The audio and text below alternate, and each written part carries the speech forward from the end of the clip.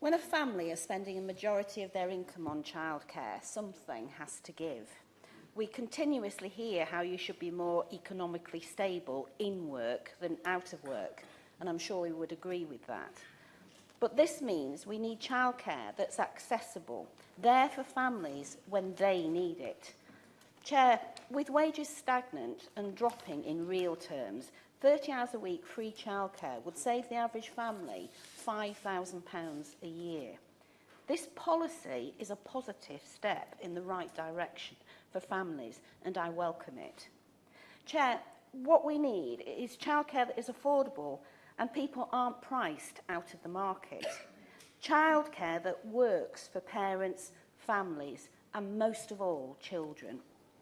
Children learn through interaction, play, and exploration. Early years education is fundamental for a child's development. Every child matters, rich or poor, those from the north or the south, and those from the country or the city.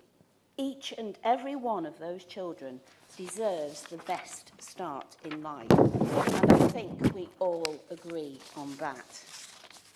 So why then are we allowing parents and families to be priced out of early years education when we all understand that early years is vital? We need to recognise that many families are still unable to access 30 hours free childcare. With cuts to local authorities and education budgets, this government is unfortunately failing these families and children.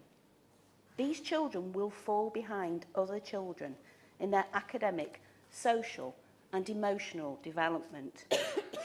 With cuts and closures to Sure Start centres, and I speak as a former head teacher of a school with a Sure Start centre, our most vulnerable families are now without the necessary support and early intervention which they could rely on under a Labour government.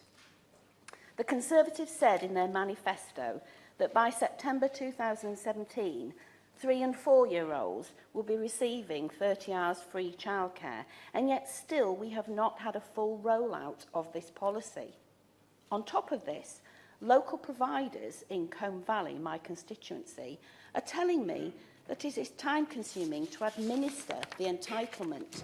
Chair, we need to recognise that many families where the rollout has taken place have had issues accessing the portal to even register.